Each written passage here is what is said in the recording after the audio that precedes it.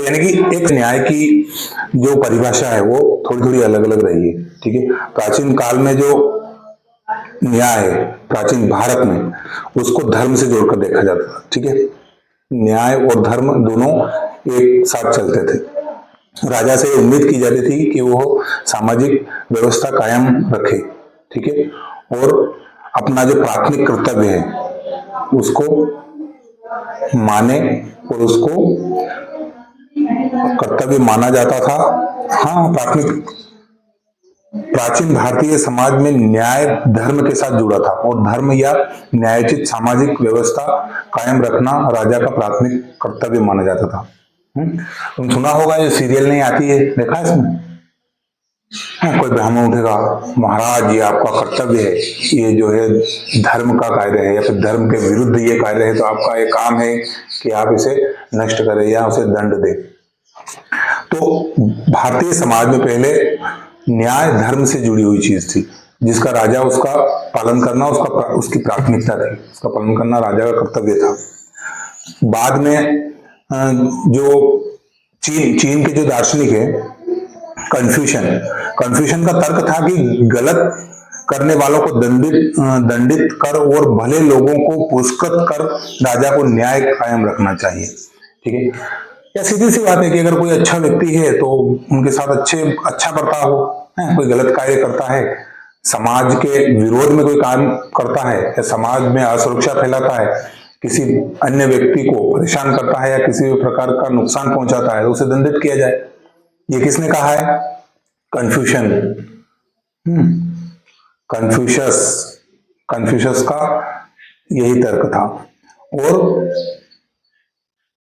ईसा पूर्व 4वीं सदी में एथेंस यूनान में जो प्लेटो ने जो बुक लिखी है द रिपब्लिक, वो सुकरात और उनके साथियों के बीच में जो वार्तालाप होते थे, ठीक है, उसको लिखा है उसने द रिपब्लिक में। प्लेटो के गुरु कौन थे? सुकरात। ठीक है, लेकिन सुकरात ने कभी कोई पुस्तक नहीं लिखी, वो केवल अपनी जो बात है लोगों से बातचीत करके रखते थे।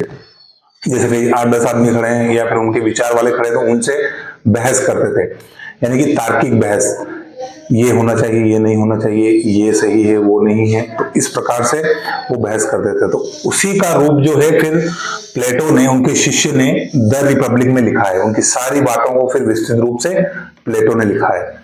तो वहां पर सुकरात और उनके मित्र के बीच में जो बातचीत होती है उसको यहां पर लिखा गया है। देखो, न्याय सबके लिए जरूरी है। अगर हम न्याय पे ध्यान नहीं देंगे तो बहुत सारे लोग अन्यायपूर्ण तरीके से, धोखाधड़ी से कानून को तोड़ मरोड़ कर बहुत ज्यादा सफल हो जाते हैं। और जो लोग न्याय प्रिय होते हैं, न्याय को सिद्धांत मानते हैं, अन्य लोगों को भी न्याय देना चाहते हैं या उनका भी न्याय का सम्मान करना चाहते हैं, उनकी समानता का सम्मान करना चाहते हैं, उनकी स्वतंत्रता का सम्मान करना चाहते हैं, तो वो लोग ज्यादा सफल नहीं हो पाते जीवन। ठीक है, अभी भी कागन का गांव में है तो बेईमानी थी कमाए पयो कहानी अभी, तो जो बेईमानी थी कमाओ वाला आगे है कि नहीं? तो जो धोखाधड़ी, कानून को तोड़ मरोड़ कर, झूठ से, अन्य लोगों से, ईमानदार लोगों से ज्यादा सफल हो जाते हैं। तो इसीलिए न्यायोचित कानून बनाना जरूरी है सरकारों को, जिससे कि सभी लोगों को समान अवसर मिले। अगर जो धोखाधड़ी कर रहे हैं, जो कानून तोड़ मरोड़ रहे हैं, है ना, स्वार्थ पूर्ति के लिए, अगर उनको रोका नहीं जाता है, अगर उनके ऊपर कोई दंड स्थापित नहीं किया जाता है, तो वो बहुत ज्यादा आगे निकल जाएंगे। और जो ईमानदार लोग हैं, जो न्यायप्रिय लोग हैं, उनको नुकसान पहुंचा सकते हैं। ठीक है, उनको इतना अवसर नहीं मिल पाएगा, उनको इतनी तरक्की या इतना विकास वो नहीं कर सकते जितना एक धोखाधड़ी और झूठ बोलने वाले लोग कर लेते हैं। तो सुकरात ने ये बात अपनी रखी उनके सामने। अगर ऐसे ही सफलता मिलती रही तो फिर हर व्यक्ति सोचेगा हम भी ऐसे ही बन जाए, क्योंकि सफल सबको होना है। तो अन्यायी लोगों की सफलता को देखकर हर व्यक्ति अगर अन्याय करने लगेगा, कानून को तोड़ मरोड़ने लगेगा, धोखाधड़ी करने लगेगा, झूठ बोलने लगेगा, तो कोई भी व्यक्ति तरक्की नहीं कर पाएगा, कोई भी विकास नहीं कर पाएगा। सब एक दूसरे के लिए खतरा बन जाए। कहीं भी एक दूसरे के लिए खतरा हो सकता है, वो भी झूठ बोल रहा है, वो भी बेईमानी कर रहा है, वो भी बेईमानी कर रहा है, वो उसको दबाने के चक्कर में, वो उसको दबाने के चक्कर में। अगर सब इस प्रकार से एक दूसरे को दबाने में लगेंगे तो कोई भी विकास नहीं कर पाएगा। इसीलिए सरकारों को न्यायपूर्ण नियम बनाना, कानून बनाना, जो ईमानदार लोग हैं, जो अच्छे नागरिक हैं, उनको पुरस्कृत करना, और जो बेईमान लोग हैं उनको दंडित करना सरकार का काम होना चाहिए। समझ में आया था? न्याय क्या है? न्याय यही है, जैसे जो है कन्फ्यूशन ने कहा है, इसमें कन्फ्यूशस ने है कि एक ही चीज में सब बता दिया उसने। कन्फ्यूजन का तर्क था कि गलत करने वालों को दंडित करना और भले लोगों को पुरस्कृत करना, यही राजा का कार्य है और यही न्याय है। तो न्याय क्या है? जो अच्छे लोग हैं उनको कुछ अवसर देना आगे बढ़ने के लिए, और जो गलत कर रहे हैं, जो कानून के साथ खिलवाड़ कर रहे हैं, जो कानून को तोड़ मरोड़ रहे हैं, वो उन लोगों को दंडित करें। ठीक है, हम समाज में बहुत सारे लोग देखते हैं जो कहते हैं, रोज कहते हैं, अरे वो ईमानी थी आगे बढ़ी हो, नहीं यू कर लियो, वो तो लापा है, यो कर लियो। तो वी जो लोग है जो बेईमानी आगे बढ़ रहा है, अन्य जो ईमानदार लोग है वहां के अंदर जो है निराशा का भाव उत्पन्न हो रहा कि अपन कानून पालन की दो, अपना यो सब की दो, आप ये सब चीजें माना तो कई वही रो, कहीं नहीं वही रो, नवी जो लापर है, यो है बेईमानी कर रहा, धोखाधड़ी कर रहा, सबसे आगे सबसे सम्मानित। तो इससे अगर जो बुरे लोग अगर कानून तोड़ मोड़ के अगर आगे बढ़ेंगे तो जो सच्चे लोग हैं, जो न्याय पूर्ण कार्य करते हैं, उनके अंदर निराशा छा जाएगी। ठीक है, कि ये व्यक्ति जो है धोखाधड़ी करके कानून तोड़ के भी आज पुरस्कृत हो रहा है, आगे बढ़ा हुआ है, विकास कर रहा है, और हम न्याय और समानता और कानून का पालन करते हुए भी जीवन में उतने आगे नहीं बढ़ पाए, तो उनमें निराशा का भाव आएगा। इसलिए जो है जो कानून तोड़ने वाले हैं, इस तरह से बुराई के साथ स्वार्थपूर्ण तरीके से आगे बढ़ने वाले लोग हैं, उनको दंडित किया जाए। देखो, इसमें सुकरात ने बताया कि न्याय का मतलब क्या है। न्याय क्या ये है कि केवल हम अपने दोस्तों की भलाई करें और दुश्मनों का नुकसान करें। न्याय सभी के लिए समान होना चाहिए, न्याय सभी के लिए बराबर होना चाहिए, जिसमें लोगों की भलाई निहित हो। जैसे डॉक्टर अपने मरीजों की चिंता करता है, एक डॉक्टर अपने सभी मरीजों की चिंता करता है, तो वो सभी के साथ न्यायपूर्ण व्यवहार कर रहा है, समानता का व्यवहार कर रहा है। उसी प्रकार सरकारों को भी अपने नागरिकों की चिंता करनी चाहिए और उनको भी समान न्याय देने की कोशिश करनी चाहिए,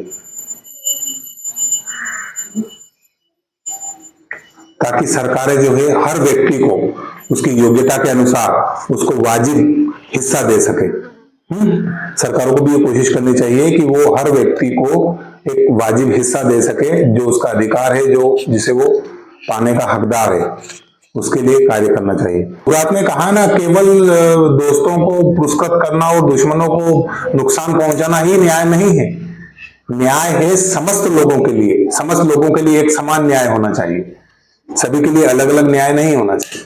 ठीक है, अगर मैं कहीं जो है न्यायाधीश बन के बैठा हूँ, अपना मित्र जो है, मेरा मित्र अगर कोई क्राइम करके आया तो मैं बोल दूंगा कि इसको 2 साल की सजा। और अगर कोई मेरा दुश्मन, मेरा शत्रु या तुम्हारा शत्रु आया, अगर कोई क्राइम करके, उसको 20 साल की सजा। तो क्या ये हो सकता है? ये न्यायपूर्ण है? नहीं। न्याय सबके लिए समान होना चाहिए, उन्होंने ये कहा है। इसमें मित्र और शत्रु का कोई मतलब नहीं, इसमें न्याय सभी के लिए समान होना चाहिए। जो गलत करेगा उसको दंड भुगते, चाहे वो कोई भी हो, चाहे वो दोस्त हो या दुश्मन। अगर कोई अच्छा करता है तो उसको पुरस्कृत करना चाहिए, चाहे वो मित्र हो या शत्रु हो। ठीक है, ये कहा है। अब एक लाइन में सबसे बढ़िया कन्फ्यूशियस की एक ही लाइन है कि गलत लोगों को दंड दिया जाए और अच्छे लोगों को पुरस्कृत किया जाए। अच्छे लोगों के साथ अच्छा व्यवहार करना ही सरकार का काम है। कन्फ्यूशियस ने एक लाइन में कितना अच्छा कहा, सारा कंफ्यूजन दूर कर दिया कन्फ्यूशियस ने। तो इसकी लाइन को याद रखो। अच्छे व्यक्तियों के साथ अच्छा करना और बुरे व्यक्तियों को दंड देना, यही सरकार का कार्य होना चाहिए। सरकार जो है सारे लोगों को जो जिसका हिस्सा है, जो जिसका वाजिब हक है, वो उसको दे, यही न्याय है, ताकि कोई भी अन्यायपूर्ण तरीके से संपत्ति अर्जित ना कर सके। आज हम देखते हैं बहुत सारे लोग इसी तरह से संपत्ति अर्जित कर रहे हैं, ठीक है। आज जो बहुत सारे ऐसे लोग हैं जो करोड़पति हैं, अरबपति हैं, बहुत सारे, उन्होंने कोई ईमानदारी से कोई मजदूरी करके पैसे नहीं कमाए, इतने करोड़ों रुपए कमाए जा सकते हैं मजदूरी, या कोई भी काम करके कैसे कमा सकते हैं। हाँ, जो बड़े बिजनेसमैन हैं, जो बड़े बड़े उद्योग हैं, वो कमा सकते हैं। हम बहुत सारे राजनेता देखते हैं जिनके पास करोड़ों की संपत्ति है, तो वो कहां से आई? वो इसी बेईमानी और अन्यायपूर्ण तरीके से या कानून को ताक पर रख के कमाई उन लोगों ने, ठीक है। तो इस प्रकार के जो कार्य हैं उनको दंडित किया जाना चाहिए, उनके खिलाफ कानून बनाना चाहिए ना, ताकि जो सामान्य लोग हैं उनको न्याय मिल सके, उनको भी बराबरी समानता का अवसर मिल सके, ठीक है। तो इसलिए सुकरात ने यही कहा है कि जनता, जो सरकार है उसको जनता की भलाई की चिंता करनी होगी, जनता की भलाई की सुनिश्चितता में हर व्यक्ति को उसका वाजिब हिस्सा देना चाहिए, ठीक है। यह देखो कांट ने क्या कहा है? कांट ने कहा है कि प्लूटो, सुकरात के बाद हमारी समझ में और विकास हुआ और हमारी सोच न्याय के प्रति और गहरी हो गई, ये बात तो स्पष्ट है। इसके बाद में कांट ने कहा कि जो प्रत्येक व्यक्ति है उसका लक्ष्य या उसकी जो महत्वाकांक्षा है या वो जो अपनी समझ को विकसित करना चाहता है, तो प्रत्येक व्यक्ति को समान अवसर मिलने चाहिए आगे बढ़ने के, ठीक है। यही न्याय है। जो व्यक्ति अपनी योग्यता, अपनी विशेषता, अपनी मेहनत के बल पर जो कार्य करना चाहता है, जिस लक्ष्य को प्राप्त करना चाहता है, वहां उसे सुविधा और सुरक्षा मिलनी चाहिए, यही न्याय है। ये किसने कहा? कांट ने। इमैनुअल कांट के अनुसार न्याय के लिए जरूरी है कि हम तमाम व्यक्तियों को समुचित और बराबर अहमियत दें, ठीक है। यही न्याय है। अब हमारे गांव में नहीं, गांव में देख लो कहीं भी, लड़कियों को और लड़कों को क्या बराबर के अवसर मिलते हैं? मिलते हैं? नहीं मिलते। तो हर व्यक्ति को केवल वो आगे पढ़ेंगे हम कि उससे भेदभाव नहीं होना चाहिए, हर व्यक्ति को समान अवसर मिलने चाहिए, ताकि वो अपने जीवन में अपने लक्ष्यों को प्राप्त कर सके, ठीक है, अपने योग्यता के अनुसार। समान लोगों के प्रति समान बर्ताव, यानी कि जो समान लोग हैं, जो बराबरी के लोग हैं, उनके प्रति बराबरी का व्यवहार होना चाहिए, और प्रत्येक व्यक्ति चारित्रिक रूप से बराबर है, ठीक है। हर व्यक्ति समान अधिकार और समान बर्ताव का अधिकारी है। ये नहीं कि समान लोग, मतलब जो धनी है वो उनको ही व्यवहार, वो अच्छा व्यवहार होगा, ऐसा नहीं। मनुष्य की बात हो रही है यहाँ पे, प्रत्येक मनुष्य की, हर व्यक्ति की बात हो रही है कि हर व्यक्ति से जो है हमारा जो व्यवहार है वो समान होना चाहिए। समान अधिकारों के अलावा समकक्षों के साथ समान बर्ताव में सिद्धांत के लिए जरूरी है कि लोगों के साथ वर्ग, जाति, नस्ल या लिंग के आधार पर भेदभाव न किया जाए। देखो, अगर हर व्यक्ति न्याय देना है, हर व्यक्ति सामाजिक न्याय देना है, तो उसके लिए जाति, वर्ग,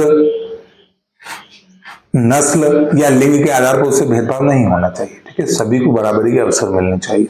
भिन्न जातियों के दो लोग कोई काम करते हैं, एक उदाहरण देते हैं हम कि जो अगर कोई भिन्न जाति के दो लोग काम कर रहे हैं, अलग अलग जाति के, चाहे वो कुछ भी काम हो, इसमें पत्थर तोड़ने का, जैसे पत्थर तोड़ने का काम है, तो एक व्यक्ति को हम 100 रुपए देंगे और एक व्यक्ति को 75 रुपए देंगे। काम दोनों का एक ही है, समय दोनों का एक ही है, काम बराबर है, परिश्रम बराबर। एक को 100 रुपए देते हैं और एक को 75 रुपए देते हैं। क्या है न्यायपूर्ण है? नहीं, क्योंकि दोनों एक ही प्रकार का काम कर रहे हैं, तो दोनों को बराबर वेतन मिलना चाहिए, दोनों को बराबर मजदूरी मिलनी चाहिए, तो ये अन्यायपूर्ण है।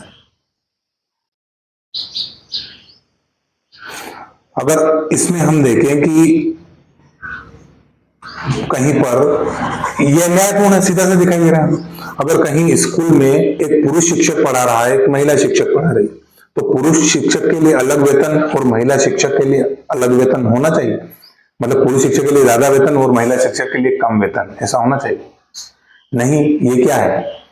न्याय है, सामाजिक न्याय है, न्याय है वहां कर दी। ये सामाजिक न्याय नहीं है। सामाजिक न्याय सभी को बराबरी का हक देता है, सभी को बराबरी का अधिकार देता है, इसीलिए ये अन्यायपूर्ण है। क्या क्या अन्यायपूर्ण है?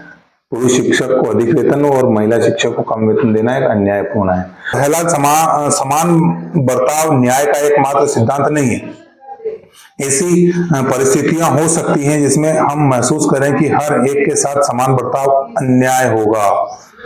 देखो, हर जगह अभी हमने पढ़ा समान लोगों के प्रति समान बर्ताव, लेकिन क्या सभी लोगों के प्रति हम समान नियम रख सकते हैं? सभी लोगों को बराबरी पर रखने के लिए क्या जरूरी है और किस प्रकार समानुपातिक न्याय होना चाहिए, यानी कि जैसों के साथ जैसा बर्ताव होना चाहिए, या जो जिस योग्यता के अनुसार है, जो योग्यता रखता है उसके अनुसार उसके साथ न्याय होना चाहिए, इसी को बोलते हैं समानुपातिक न्याय। एक उदाहरण देखो कि अगर तुम स्कूल में पढ़ रहे हो, ठीक है, तो शिक्षक आके तुम्हें सभी से बोल दें कि सभी को बराबर नंबर दिए जाएंगे, ठीक है, क्योंकि सभी बच्चे एक ही परीक्षा दे रहे हैं, एक ही विषय में है, मतलब एक ही तरह का कोर्स उन्होंने ले रखा है, तो सभी को बराबर नंबर दिए जाएंगे। सबको 100 नंबर दे दिए जाएंगे, या सबको 90% दे दिए जाएंगे। तो क्या तुम इससे खुश होंगे? समान न्याय? अच्छा, तू तो खुश होएगा।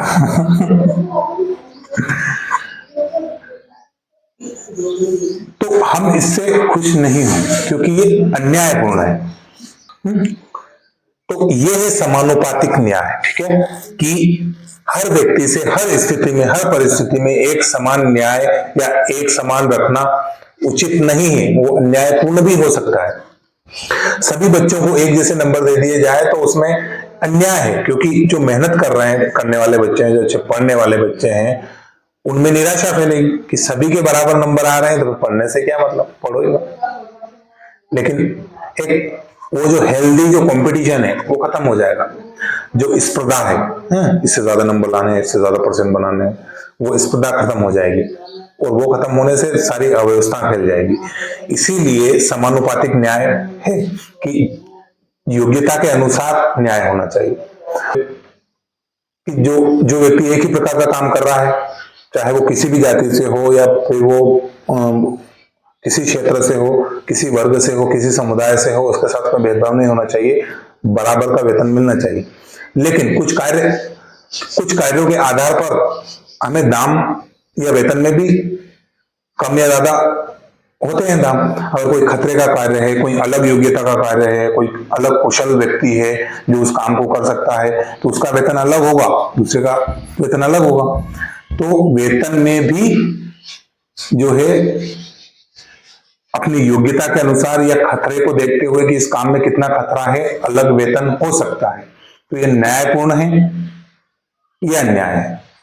ये न्यायपूर्ण है, क्योंकि सभी व्यक्तियों को समान वेतन देना संभव नहीं। हाँ, जो एक ही कार्य कर रहे हैं, एक ही प्रकार का काम कर रहे हैं, एक ही प्रकृति का कार्य है, तो उनको समान वेतन दिया जा सकता है।